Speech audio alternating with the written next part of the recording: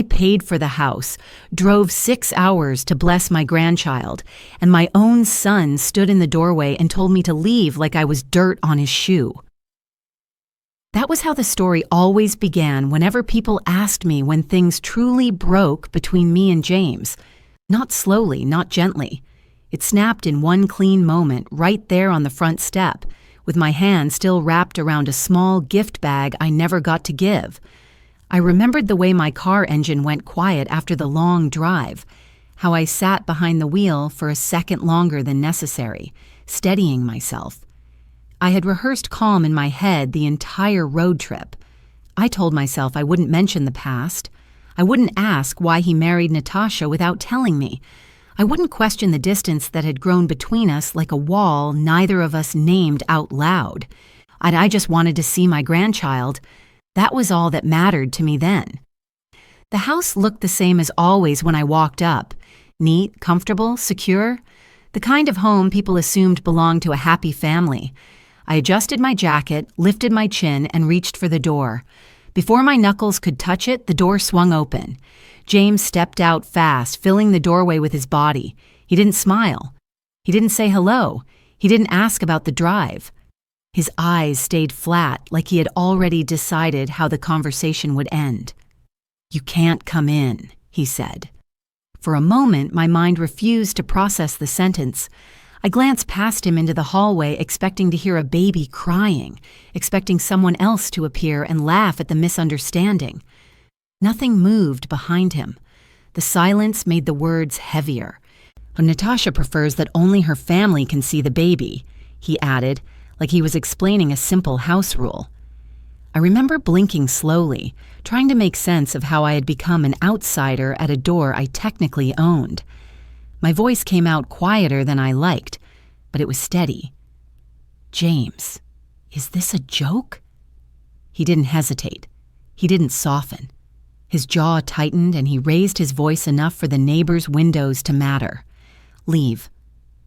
The word landed harder than any insult I had heard in my life. It wasn't loud enough to be dramatic, but it was sharp enough to slice clean through whatever hope I had carried across those 6 hours. I stood there for a breath longer than I should have. I saw the way his shoulders squared like he was bracing for a fight. Maybe he expected me to argue.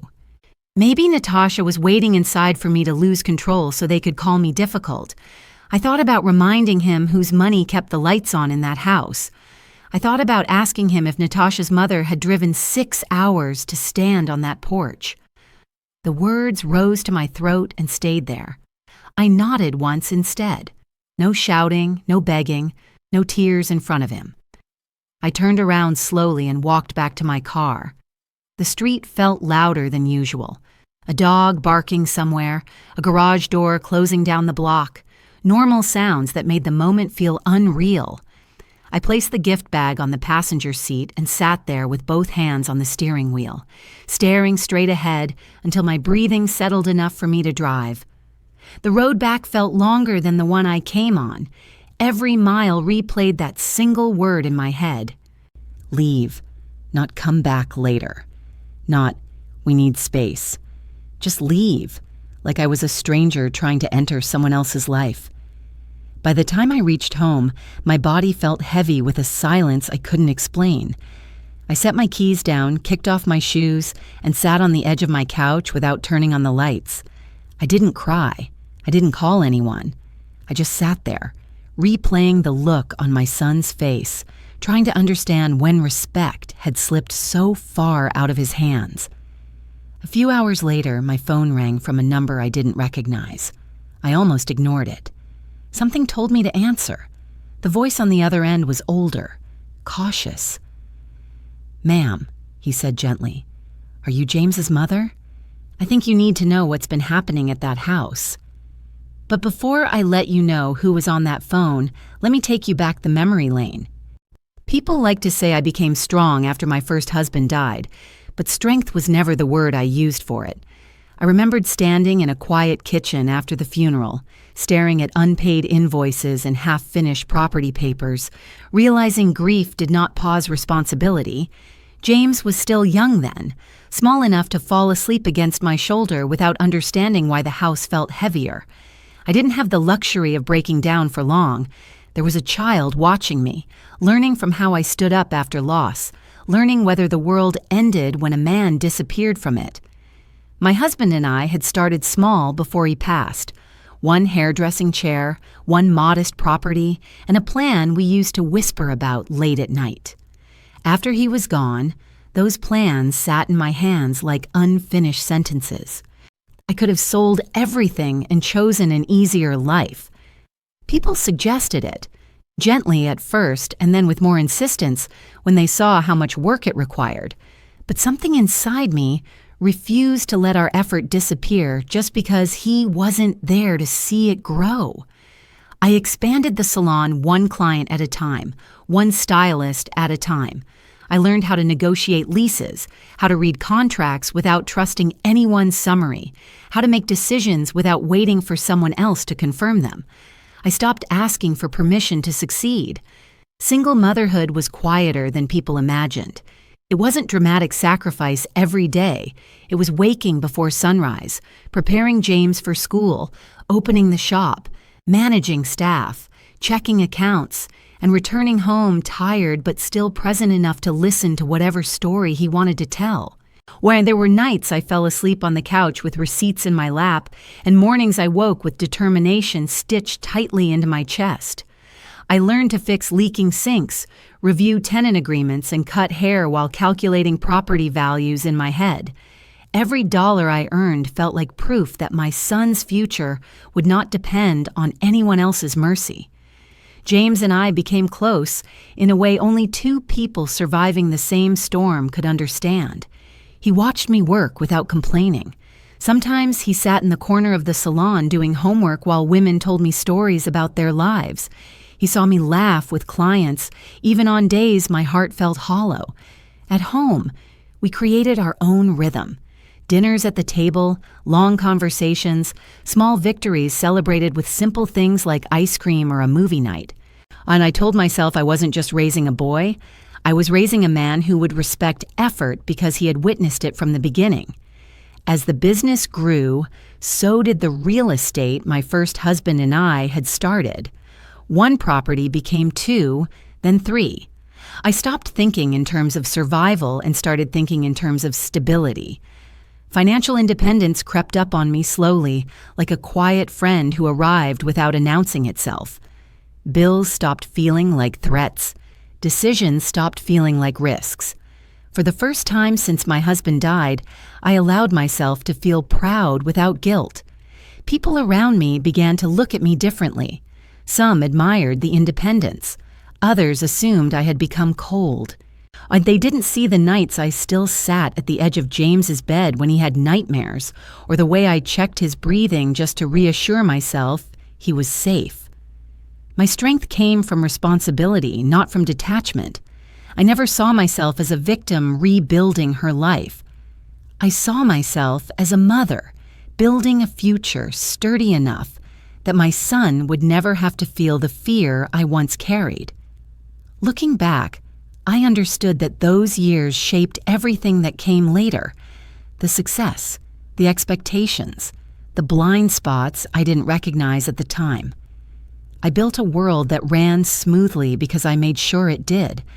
I believed stability would protect us from chaos. I believed love and provision would keep our bond unbreakable. And then Anton entered our lives, and everything changed. Anton did not enter my life like a storm. He arrived quietly, and almost politely, at a time when I had already learned how to live without needing anyone. James was a teenager then, tall, observant, carrying that guarded energy boys develop when they think they have to protect their mothers. I noticed Anton watching him first, not me. He spoke to James with patience, asked about school without sounding fake, and never tried to replace the father my son had lost. That mattered to me more than flowers or compliments ever could. In the beginning, he fit into our lives in ways that felt natural. He showed up at the salon with coffee when he knew I had long days. He helped James with small things around the house, fixing shelves or adjusting doors that stuck in humid weather. I didn't rush into marriage because I was lonely. I stepped into it because the house felt lighter when he was there. For a while, and I believed I had made a careful, mature decision, one built on observation rather than emotion. The first cracks were small enough to ignore. Anton had ideas about business, suggestions about how money could grow faster if I trusted his instincts. He never demanded access directly. He framed everything as partnership. I noticed withdrawals that didn't quite match our plans, expenses that arrived without clear explanations. When I asked, he smiled and said I worried too much. At the time, I convinced myself marriage required flexibility. I told myself I didn't want to become the kind of woman who counted every dollar like it was a weapon. James adjusted to him faster than I expected. That gave me comfort. They laughed together sometimes, shared small jokes I wasn't part of. Orny and I interpreted it as healing, a boy finding guidance after loss. I didn't realize then that my desire for peace made me overlook things that would have made me cautious under different circumstances. The financial misuse grew slowly. A transfer here, a temporary loan there, explanations that sounded logical until I placed them side by side. By the time I understood how much had shifted without my full consent, I also began to hear whispers that didn't belong in a marriage. Anton started staying out later. His phone turned face down more often. The first confirmation of his affairs came without drama. A message that appeared on his screen while he was in the shower, written in a tone no stranger uses. I didn't confront him immediately. I watched. I gathered my certainty before I spoke. When I finally did, he didn't deny everything. He twisted the conversation instead, suggesting my focus on work made him feel invisible, suggesting my independence intimidated him. I listened without raising my voice. I had learned long ago that calm, unsettled people more than shouting. Inside, something final had already settled into place. I did not beg for loyalty. I did not compete for attention.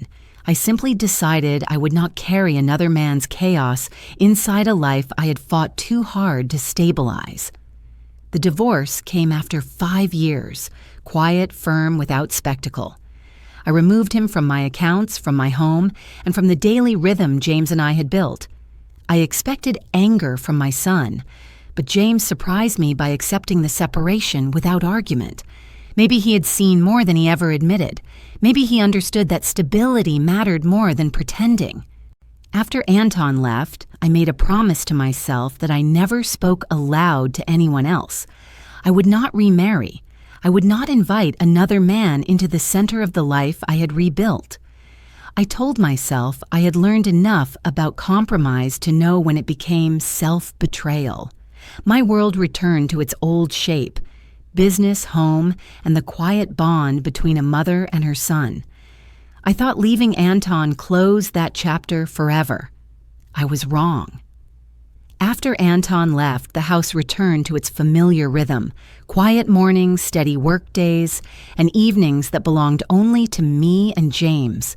He was older by then, stepping into adulthood with the confidence of someone who had never truly felt financial fear.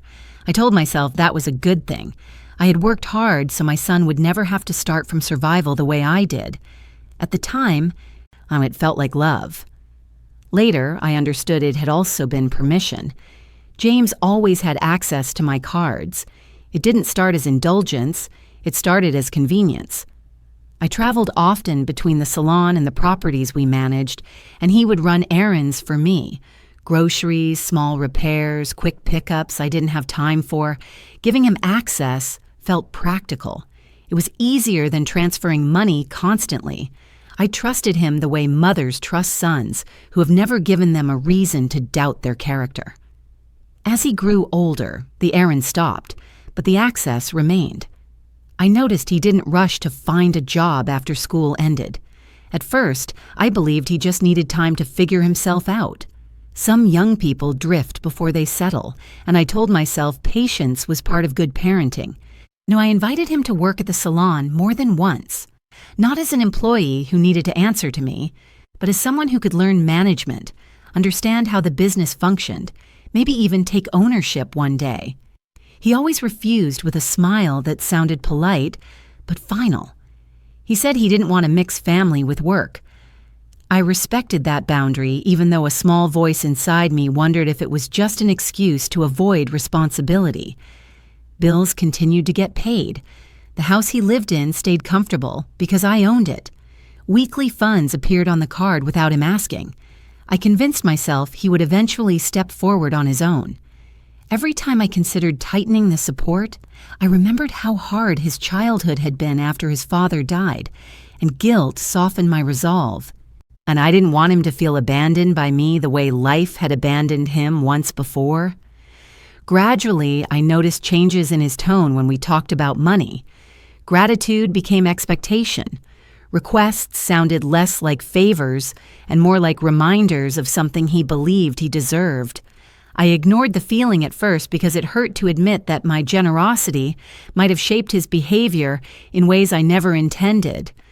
Friends hinted that I was making things too easy for him. I defended him without hesitation. I told them he just needed time. I told them he was still finding his path. Looking back, I could see how dependency grew quietly, like a vine wrapping around a structure until you couldn't tell where one ended and the other began. He stopped discussing plans for his future, and he didn't look for work outside occasional ideas that never materialized. Instead, he lived comfortably within the safety net I had created, a life where the consequences of inaction never reached him. There were moments when I almost pulled back. I would look at the statements and feel a flicker of unease. Then James would call me in that familiar voice, the one that still sounded like the boy who used to sit in the corner of my salon, doing homework, and I would soften again. I told myself I was investing in his stability, not enabling avoidance. I didn't realize I was building a system where my effort carried his weight entirely. The shift from support to entitlement happened so gradually that I never marked the exact day it changed. One moment, he was my son leaning on me while he figured out adulthood. The next, he was a man who expected access without accountability. I didn't confront him because confrontation felt like rejection, and I wasn't ready to risk pushing him away. I believed our bond was strong enough to hold us steady, no matter how different our paths became. I believed respect would naturally grow from years of care and provision. The first real crack came when he got married without telling me. I did not hear about my son's wedding from him. That was the part that stayed with me the longest. Not the marriage itself, not the woman he chose, but the silence that surrounded it. I remembered the afternoon clearly. I had just finished reviewing a tenant agreement when my phone buzzed with a message from someone I barely spoke to, congratulating me. At first, I thought it was a mistake. Then another message came, then a call, and slowly the truth settled into place. James had married Natasha quietly without telling me. I sat at my desk longer than I needed to, staring at the wall while a strange calm settled over me. I did not cry. I did not rush to confront him immediately. I waited until he called me himself, hours later, speaking in a voice that sounded rehearsed. He explained it as if it were a practical decision, something easier, something less complicated, something he assumed I would understand. He said they wanted something small, something private. I listened without interrupting, letting him finish every justification before I spoke. When I finally responded, I did not shout. My words came out measured, each one chosen carefully. I told him that marriage was not just about the couple, it was about the family that raised them. And I told him secrecy felt less like independence and more like avoidance. I asked him why he thought I would have stood in the way of his happiness. He didn't answer directly. Instead, he said he wanted to avoid stress, a word that sounded heavier than it needed to be. I realized then that he had already decided how I would react, long before giving me the chance to show him otherwise. That conversation marked a quiet turning point between us. James did not cut me off completely. He still called when he needed something. He still used the cards I funded every week. But the warmth in his voice faded, replaced by a politeness that felt distant. Our interactions became shorter, more transactional. I noticed how he avoided deeper conversations, how he steered discussions away from anything emotional. And it felt like standing outside a door that used to be open without realizing when it had closed. Natasha entered my life through that distance, rather than through introduction. I met her formally after the wedding, and she greeted me with a smile that never quite reached her eyes. She was polite, careful with her words, but there was an edge underneath, a quiet assertion of territory. I tried to welcome her without judgment. I told myself relationships took time, especially when they began under unusual circumstances. Still, something about her presence shifted the balance between James and me in ways I could not fully explain at first. Despite the distance, nothing changed about the financial support. The house they lived in remained mine.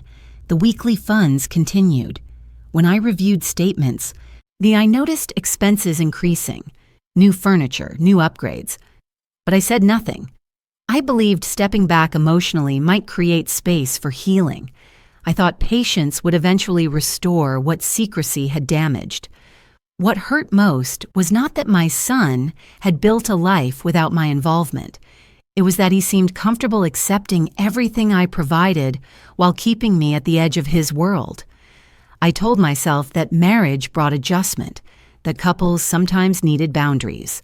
I respected those boundaries even when they felt unfair, convincing myself that time would soften whatever tension existed. Then Natasha's mother began appearing more frequently in their lives. She spoke loudly, moved confidently through spaces that once felt familiar to me, and treated my presence like an optional addition rather than a foundation. I noticed the way James listened to her advice with an openness he no longer offered me. Conversations that used to include me shifted toward her voice instead, and Natasha's mother made sure I never truly belonged again. I noticed the shift long before anyone said it out loud. It wasn't one dramatic argument or a single moment of open hostility. It was the slow accumulation of small things. Conversations that stopped when I entered the room, decisions made without my knowledge, and a tone that turned colder each time I visited. Natasha and her mother moved through that house with an ease that should have comforted me, but instead it felt like I was watching my own place rearranged around me. Natasha rarely confronted me directly. She preferred the kind of politeness that carried distance inside it. She would smile, nod, and then redirect conversations toward her mother, who never hid her opinions.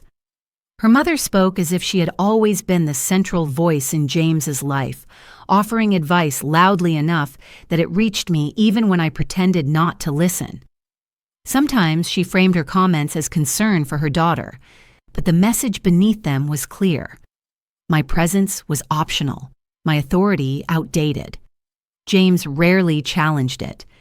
He stood beside them, silent or distracted, as if choosing neutrality meant avoiding conflict.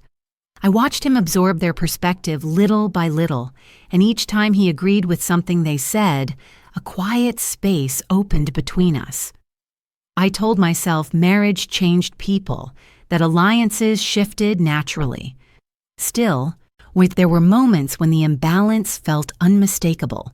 3 voices moving in one direction while mine hovered at the edge. The house itself became a strange reminder of that isolation. I owned it. My name was on every document, every bill, every repair request. Yet when I stepped through the door, I felt like a visitor waiting to be acknowledged. Natasha rearranged furniture without telling me. Her mother made comments about how the space should be used, as if it belonged entirely to them. Once, during a casual conversation about renovations, she referred to the house as our place, and I remember standing there quietly, realizing no one corrected her. Disrespect rarely arrived as open insult. It lived in small gestures, A seat not offered at the table, conversations redirected, decisions finalized before I could contribute. And I learned to observe without reacting.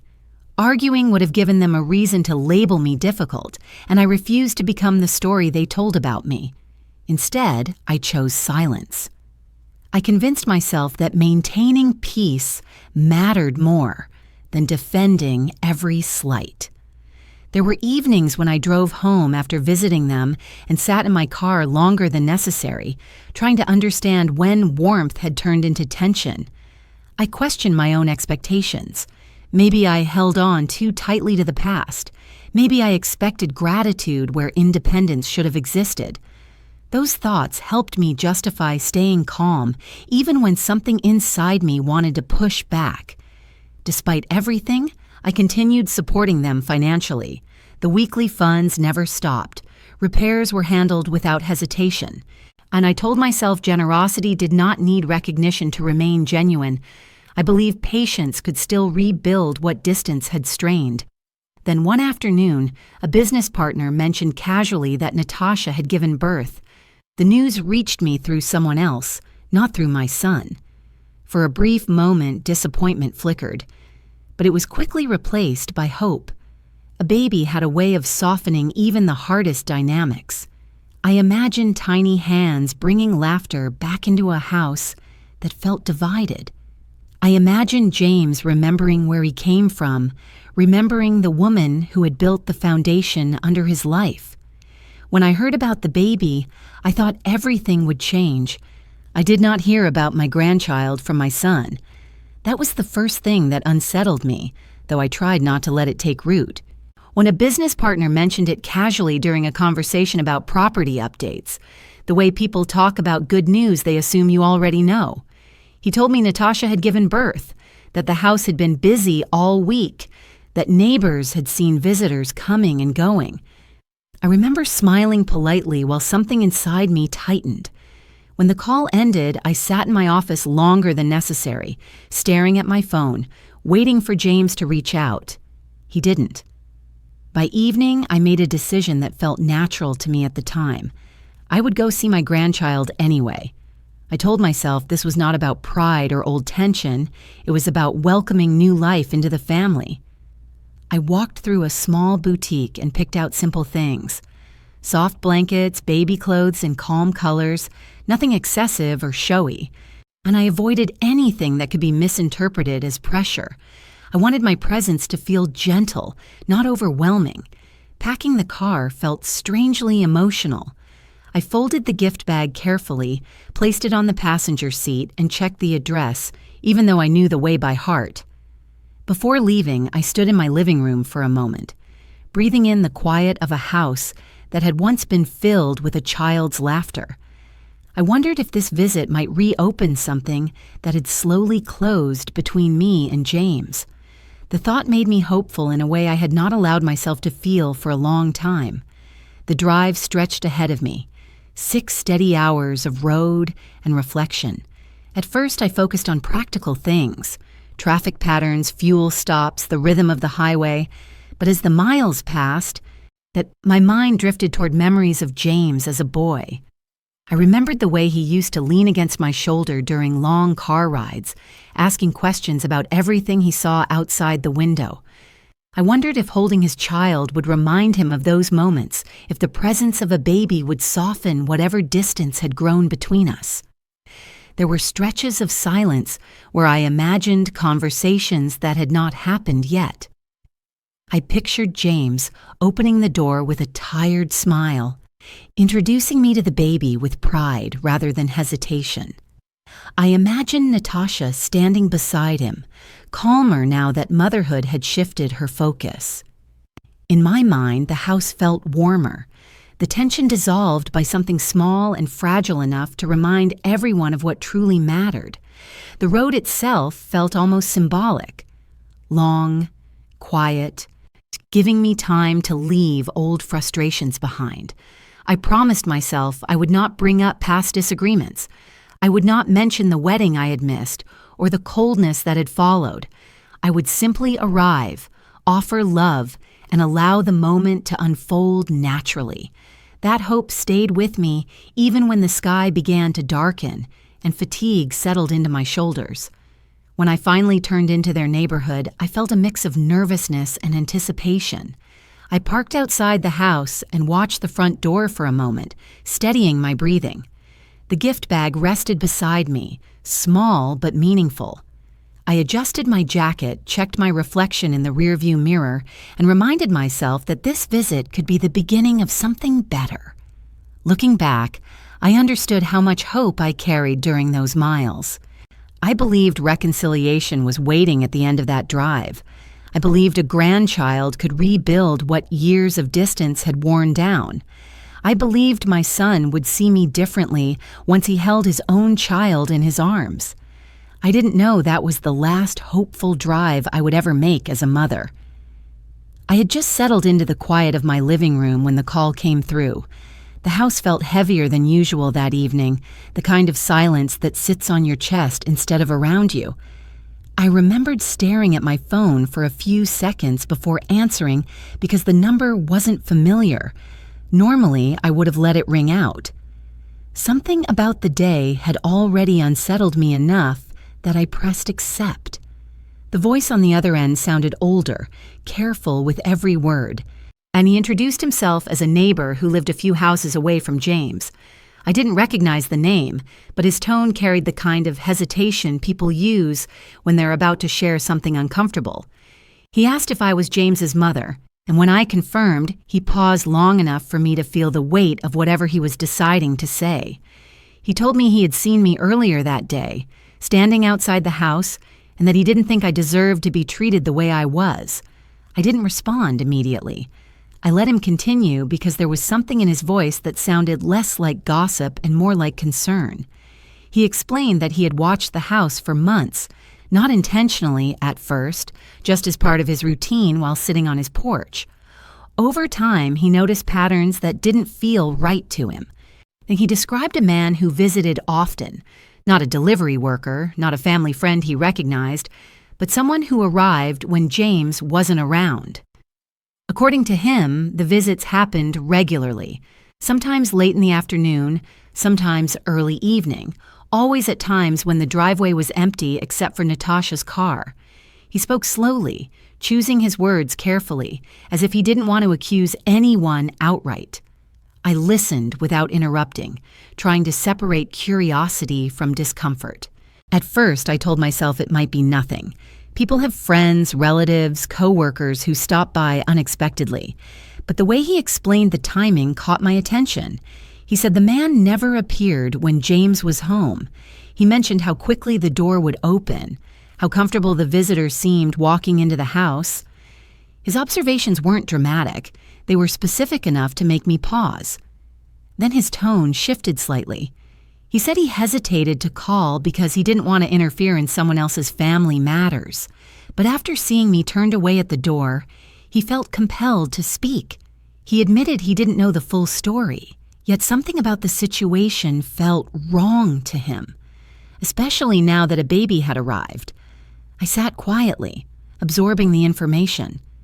Part of me wanted to dismiss it as misunderstanding, but another part remembered the coldness in James's voice, the way Natasha had always held me at a distance. The neighbor's words planted a question I hadn't allowed myself to consider before.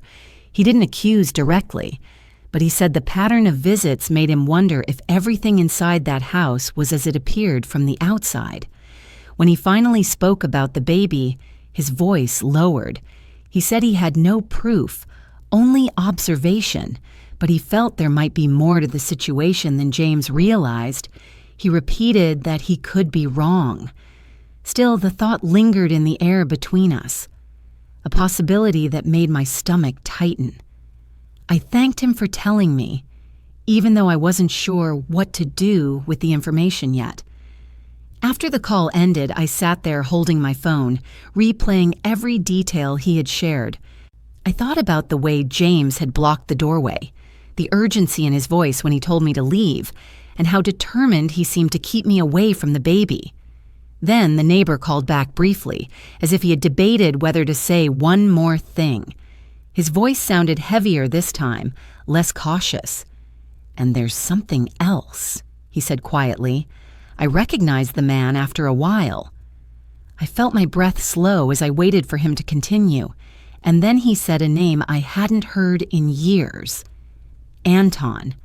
When the neighbor said Anton's name, the room went still around me. I did not respond right away. I sat there with the phone pressed to my ear, listening to the silence that followed, as if my mind needed time to catch up with something my heart had already understood. Anton was not just a memory to me. He was a chapter I had closed with intention, the kind of ending that felt permanent. Hearing that he had been walking in and out of my son's house without my knowledge unsettled something deep inside me. After the call ended, I didn't move for a long time. I kept replaying the name in my head, trying to attach it to logic instead of emotion. Anton had been gone from my life for years. The divorce had been final, clean, and quiet. There had been no reason for him to reconnect with us, especially not through Natasha. Yet the neighbor's observations didn't sound exaggerated. They were too detailed, too measured to dismiss easily. The first feeling that surfaced was not anger, but disbelief. And I remembered the years I had spent rebuilding after leaving him. The nights I told myself I would never allow that kind of instability near my life again. The thought that he might have found his way back through a different door felt like an old wound reopening. It wasn't just about betrayal. It was about the past reaching into the present without warning. I started thinking through timelines instead of reacting emotionally. I remembered when James became distant after his marriage. I remembered how Natasha kept conversations short and avoided deeper connection. I thought about the way her mother seemed overly confident in decisions that did not belong to her. One by one, details I had ignored began to line up differently in my mind. It felt less like coincidence and more like a pattern I had not been ready to see. That night, when I moved through my house quietly, gathering small pieces of information the way I would review a business matter, I checked old messages, reviewed dates, and tried to recall when Natasha's behavior shifted most noticeably. I did not call James. I did not confront anyone. I understood that reacting too quickly could close doors I needed open. Instead, I allowed myself to observe, to listen, and to connect small details that had once seemed unrelated. The more I thought about it, the clearer the timeline became. Anton had disappeared from my life long before Natasha entered it. For him to reappear now meant there had been contact I never knew about. I wondered how long it had been happening, how many moments had passed right in front of me without revealing their meaning. I remembered certain visits when Natasha seemed unusually guarded, or certain conversations that ended abruptly when I entered the room. Those memories took on new weight as I reconsidered them through a different lens. Shock settled into something heavier. A quiet sense of betrayal layered over the past I had already survived. It wasn't just that Anton might have returned. It was that my son's life had become tangled with someone I had worked so hard to leave behind. I questioned whether James even knew, or whether he had been standing in a situation built on half-truths. I did not allow myself to jump to conclusions. I told myself observation came before judgment. Still, a question formed slowly in my mind, persistent enough that I could not ignore it. If Anton had been visiting regularly when James wasn't home, and if Natasha had kept that hidden, then the situation surrounding the baby might not be as simple as everyone believed. I sat by the window long after midnight, replaying the neighbor's words and aligning them with my own memories. The house felt quieter than usual, like it was waiting for me to acknowledge something I had avoided. For the first time since that call, I allowed the possibility to settle fully into my thoughts. If Anton was involved, then the child might not be James's. I did not call James after that night. I did not drive back to the house. I did not ask questions that could be denied or twisted into drama. Silence became my first decision, and it lasted exactly 48 hours. In that time, I watched my emotions settle into something colder and clearer than anger. Hurt had a way of making people reckless. When had I refused to become reckless in a situation that already carried too much betrayal? Instead of reacting, I opened my laptop and began reviewing everything that connected my son's life to mine financially. Statements, property expenses, card histories, details I had once skimmed through without urgency now held my full attention. I noticed how much of his lifestyle depended on access I had never truly questioned. Groceries, fuel, subscriptions, renovations inside a house he did not own. Every line told a story I had ignored while trying to keep peace. For the first time, I stopped looking at those numbers as acts of love and started seeing them as structures that allowed disrespect to grow without consequence. The first hour was emotional. I remembered younger versions of James, the boy who used to sit quietly in the salon waiting for me to finish work, the teenager who told me he would always stand beside me no matter what. Those memories made my chest ache, and for a moment, I almost closed the laptop and convinced myself to forgive everything without action. Then I remembered the doorway. I remembered his voice telling me to leave like I was disposable. That memory steadied my hands. Calculation replaced grief slowly. I listed every account he could access, every card tied to my name, every automatic payment connected to his life. It wasn't revenge in the loud sense people imagine. It was correction, a shift in balance that should have happened years earlier. I realized I had built a system where my support never required accountability. And now I needed to dismantle it without drama. The next day passed quietly. I continued working, answering client calls, handling property issues like nothing had changed. Outwardly, my life looked exactly the same. Inside, I felt a strange calm growing stronger with each decision I prepared to make. I did not rush because I wanted my actions to come from clarity, not impulse. On the second evening, 48 hours after I had stood outside that door, I sat at my desk and began making calls. The first was to the bank. My voice sounded steady as I requested the immediate suspension of every card connected to my accounts. There was no hesitation on my end. One by one, access disappeared. The weekly transfers stopped. Automatic payments were redirected or canceled. Within minutes, a system that had taken years to build quietly shut down. Then I leaned back in my chair when it was done, feeling the weight of the moment settle around me. There were no raised voices, no dramatic confrontations, just silence and a series of decisions that shifted the ground beneath my son's feet. I knew he would notice quickly. I knew confusion would come before anger. But for the first time, I allowed him to experience life without the cushion I had always placed under him. That night, I turned off my phone earlier than usual and let the quiet fill the room. I didn't celebrate. I didn't cry. I simply accepted that a line had finally been drawn. Love did not disappear in that moment, but access did. And sometimes, access was the only language people understood. That was the first time my son had to face life without my money. I did not call James after cutting off the cards. I knew he would call me first, and he did, several times according to the missed notifications I chose not to open. Silence had become my way of stepping back from the noise long enough to think clearly. Still, I understood something else needed to happen. Financial consequences alone would not expose the truth growing quietly inside that house. If Anton was involved the way the neighbor suggested, then the situation would collapse on its own once the right question was asked. I didn't confront Natasha directly. I didn't accuse anyone. Instead, I sent a short, anonymous message from a number that could not be traced back to me.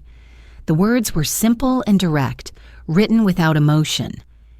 If you want peace in your home, ask for a paternity test. I stared at the screen for a long time before pressing send, and it wasn't revenge in the loud sense people imagine. It was a mirror placed in front of a situation that had been allowed to hide behind silence. The shift happened faster than I expected. Within hours, the tone of James's messages changed from confusion about the cards to agitation. He stopped asking why the money had disappeared and started asking questions that sounded sharper, more suspicious. I didn't respond. I let him move through his own thoughts without guidance. Later, through small pieces of information that reached me indirectly, I learned that tension had filled the house almost immediately after the message arrived. Natasha reportedly became defensive the moment the subject came up. She dismissed the idea as disrespectful, accusing James of allowing outside voices to poison their marriage. Her mother sided with her, raising her voice enough for neighbors to notice. I could almost picture the scene. 3 people standing in a room that used to feel secure, now circling each other with words that no longer sounded gentle. What struck me most was how quickly Anton's visits stopped. The neighbor who had first called me mentioned it casually a day later, saying the unfamiliar car had not appeared since the night before. The absence spoke louder than any explanation could have. Patterns that once felt hidden suddenly vanished, and that silence confirmed more than proof ever could. James, for the first time in his life, was forced to stand inside uncertainty without my support cushioning him. I imagined him pacing through rooms he had never truly managed on his own, checking his phone, replaying conversations, trying to understand how control had slipped through his hands so quickly. I did not feel satisfaction. I felt a quiet heaviness, knowing that whatever happened next would change him permanently. I heard through a mutual acquaintance that he finally agreed to the test after days of argument. Natasha's resistance softened into reluctant acceptance, though no one could explain what had changed her mind. Maybe it was the financial pressure pressing in from every direction. Maybe it was the realization that doubt, once planted, did not disappear on its own. While they waited for the results, the house grew quieter than usual. The neighbor described fewer visitors, fewer late-night conversations, fewer lights burning past midnight. It sounded like a place holding its breath.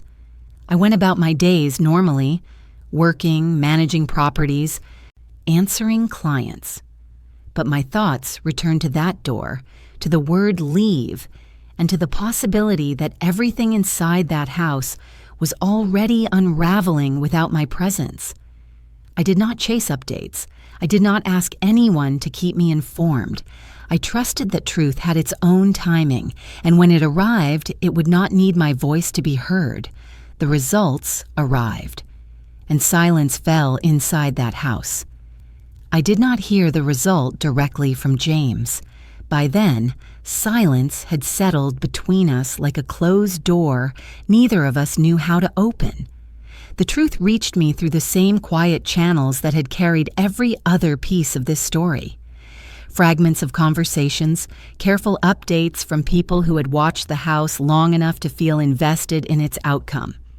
When I finally understood what the result confirmed, I did not feel shock. Then I felt the strange calm that comes when a suspicion becomes undeniable fact. The baby was Anton's. I remembered sitting at my desk when the news reached me, my hands resting still on the edge of the table. For a long moment, I did nothing. My mind went back to the years I had spent rebuilding after leaving him, the promise I made to myself that his presence would never disturb my life again. And yet there he was, not standing in front of me, but tangled inside my son's world in a way that no one could deny anymore. James did not handle the truth quietly.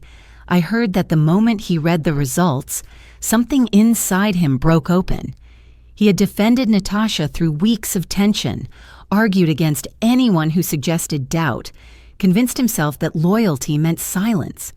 When the proof arrived, it did not leave room for denial. People described him pacing through the house, raising his voice in ways neighbors had never heard before, asking questions that had no comforting answers. Natasha's composure reportedly vanished as quickly as his trust. The careful politeness she had always carried around me turned into panic under pressure. She tried to explain, then deflect, then blame circumstances that no longer made sense once the papers sat in front of them. Her mother, who had once spoken with certainty about everything, grew noticeably quieter. Influence that once felt unshakable faded the moment Truth stepped into the room. Without certainty to stand on, her voice lost its weight. I did not witness any of it directly, but the details reached me through whispers that sounded more factual than dramatic. A neighbor mentioned seeing Natasha leave the house late one evening with a suitcase.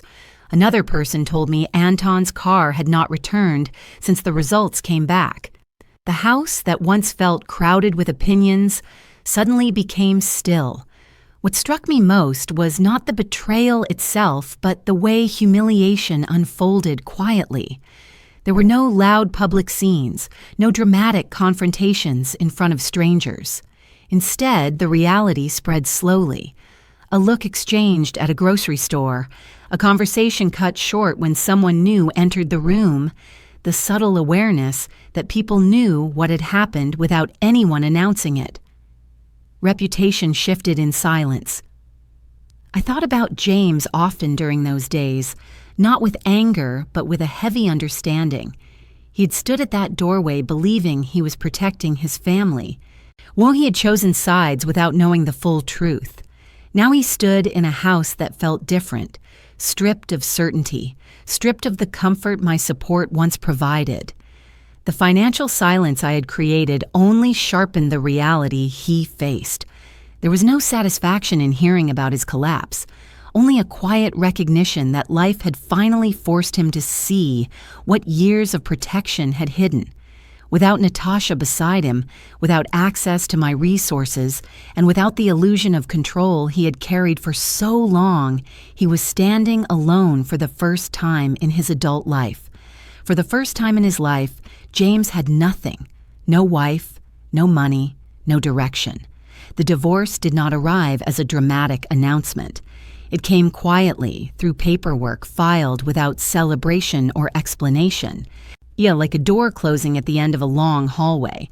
I heard about it from a mutual acquaintance who mentioned it casually, almost cautiously, as if unsure how much I already knew. James had filed after the truth came out, and from what I understood, the process moved quickly because there was little left to argue about. Whatever illusions had held that marriage together had already fallen apart. The financial reality reached him at the same time. Without my cards, without weekly support, and without the shared structure he once leaned on, everything shifted at once. Bills that had once been invisible became immediate. Repairs that would have been handled quietly through my accounts now sat unresolved. I imagined him opening statements for the first time with real urgency, calculating numbers that used to feel distant. And people later told me he sold things he once considered untouchable: furniture, electronics, even small pieces of decor that had filled the house with comfort. None of it surprised me. Dependency had a way of hiding consequences until the day support disappeared. I did not step in. That decision stayed with me longer than any other. There were moments when instinct told me to call him, to ask if he needed groceries, to transfer enough money to soften the shock. Every time that urge rose, I remembered the doorway and the word that had ended our last conversation. I reminded myself that protection without growth had shaped the very situation we were now facing. For years, I had shielded him from discomfort, and in doing so, I had allowed him to avoid learning how to stand alone. And starting from zero looked different for him than it had for me years earlier. I heard that he began searching for work almost immediately. Something steady, something that did not rely on my network or my influence. The change in him sounded subtle, but real. Conversations people overheard described him as quieter, less certain, more aware of how quickly security could disappear. I wondered whether that awareness would turn into resilience or regret. I did not interfere to find out. Our emotional distance grew naturally during that time. Weeks passed without a conversation between us. I focused on my business, expanding projects that had once taken second place to family concerns. The house felt quieter, but it also felt clearer, as if boundaries had finally created space for me to breathe without tension, pressing against every thought.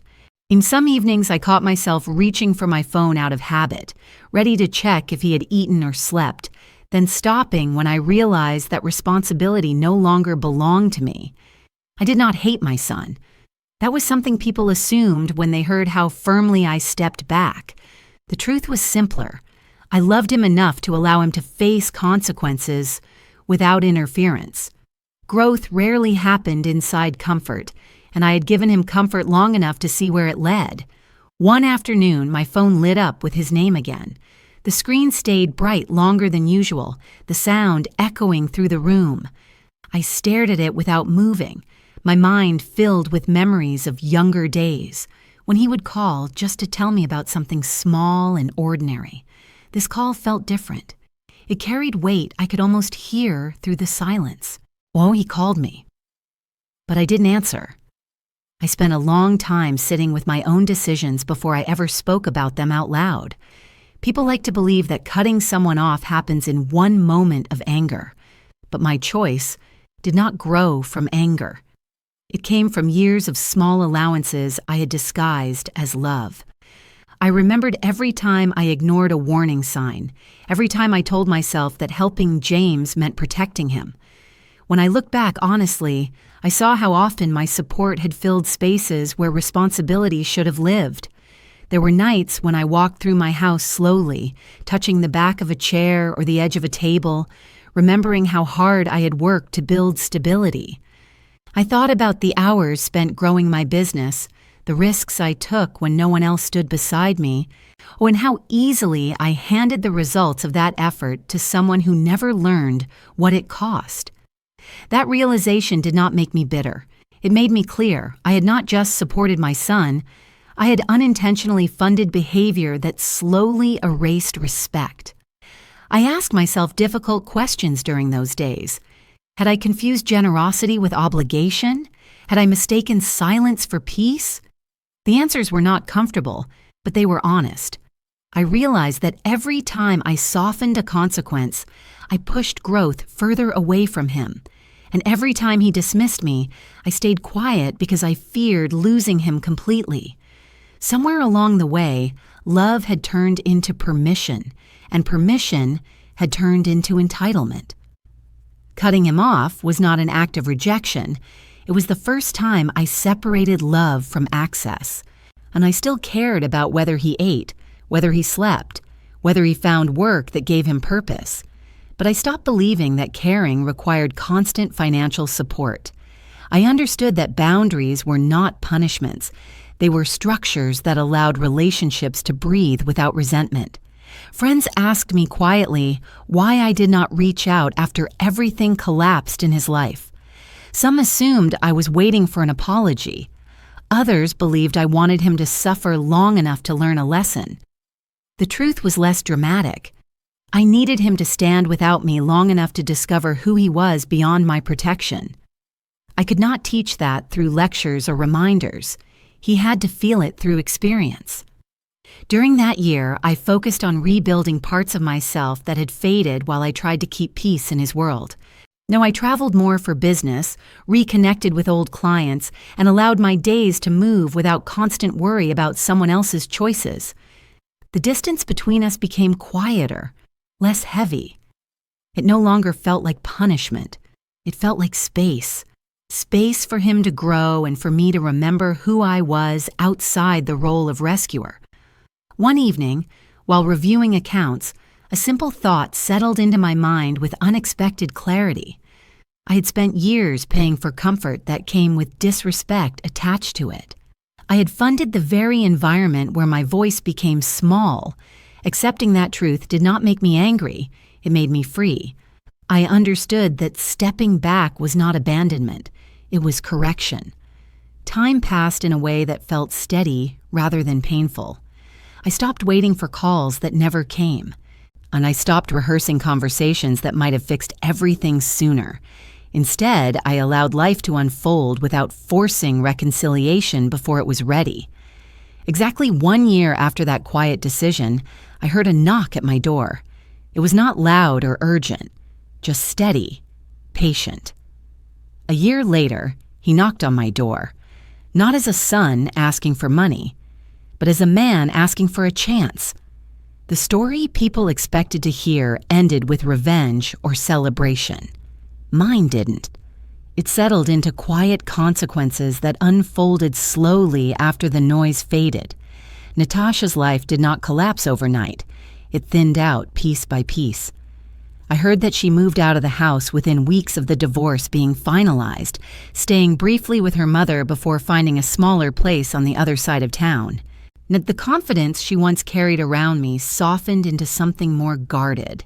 People stopped mentioning her name with admiration and began speaking about her with the kind of careful distance that follows public disappointment. I did not seek updates about her, but news traveled through familiar circles anyway. Her world shifted without drama, the way truth often reshapes things quietly. Anton disappeared again just as suddenly as he had returned. After the paternity results, no one saw his car near the house. He did not call me, did not attempt to explain, and did not reach out to James as far as I knew. That absence felt fitting. Some people enter lives like storms and leave behind silence when the damage becomes too visible to hide. I did not chase closure with him. I had already learned years earlier that closure sometimes comes from distance rather than conversation. James changed in ways that surprised me. When he stood at my door that day, a year after everything unraveled, he did not look like the man who once blocked me from entering his home. There was a steadiness in his posture that had not existed before. Not confidence exactly, but awareness. He told me he had found work that required long hours and little comfort, something far from the ease he once lived in. He spoke without excuses, without blaming Natasha or anyone else. I listened more than I talked. That was the first conversation we had shared in years that felt honest rather than defensive. Rebuilding did not happen overnight. Our relationship moved forward carefully, with boundaries that neither of us tried to erase. And I did not return access to my accounts, and he did not ask for it. Instead, we learned to speak again as two adults navigating unfamiliar ground. Sometimes our conversations stayed light, work updates, small stories, the rhythm of daily life. Other times, they carried heavier reflections about the past, though we rarely revisited the moment at the door directly. It existed between us like a quiet understanding we no longer needed to explain. The grandchild remained part of the story, though not in the way I once imagined. I knew about the child's growth through occasional updates, but I stopped building fantasies about a bond that did not belong to me. Accepting that reality felt painful at first, then peaceful. Not every connection needed to be claimed in order to exist. Letting go of the illusion allowed me to move forward without resentment. My life returned to its own steady rhythm. The salon grew stronger, new properties filled with tenants, and the quiet evenings at home felt lighter without constant tension hovering at the edges. I did not carry bitterness with me. What I carried instead was clarity. The understanding that love does not require self-erasure, and generosity does not need to come at the cost of dignity. People sometimes asked if I regretted the decisions that changed everything. I told them regret belonged to moments when you ignored truth, not when you acted on it. What happened to James did not come from cruelty. It came from a boundary I should have drawn long before that day at the doorway. I didn't destroy my son. And I removed the cushion that kept him from ever learning how to stand.